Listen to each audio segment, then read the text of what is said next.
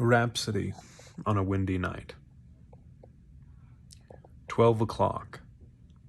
Along the reaches of the street, held in a lunar synthesis, whispering lunar incantations, dissolve the floors of memory and all its clear relations, its divisions and precisions. Every street lamp that I passed beats like a fatalistic drum, and through the spaces of the dark, midnight shakes the memory as a madman shakes a dead geranium.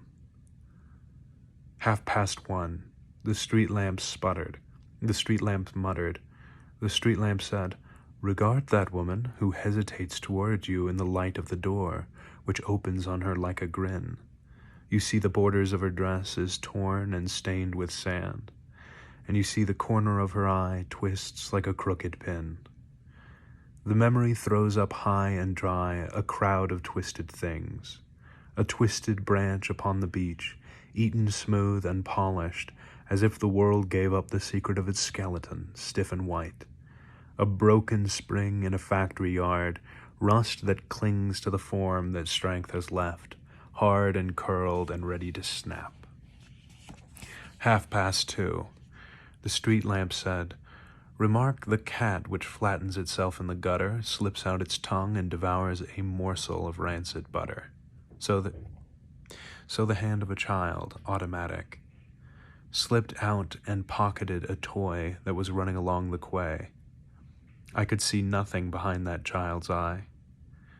I have seen eyes in the street trying to peer through lighted shutters, and a crab one afternoon in a pool, an old crab with barnacles on his back, gripped the end of a stick which I held him.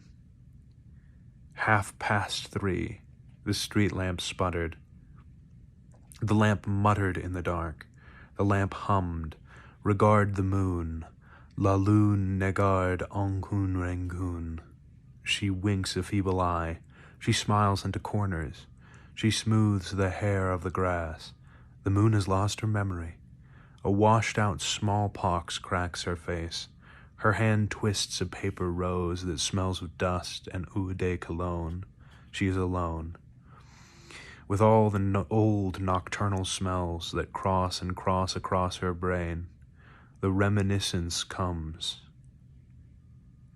of sunless dry geraniums and dust in crevices, smells of chestnuts in the streets, and female smells in shuttered rooms, and cigarettes in corridors, and cocktail smells in bars. The lamp said, 4 o'clock. Here is the number on the door. Memory. You have the key. The little lamp spreads a ring on the stair. Mount. The bed is open. The toothbrush hangs on the wall. Put your shoes at the door. Sleep. Prepare for life. The last twist of the knife.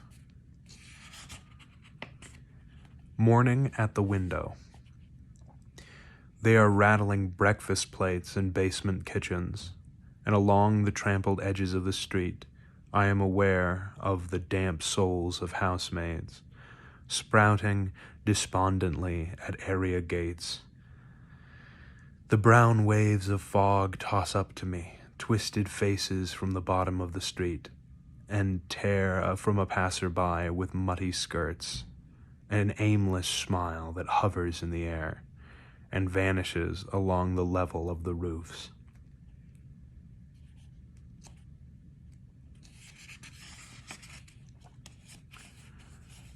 The Boston Evening Transcript.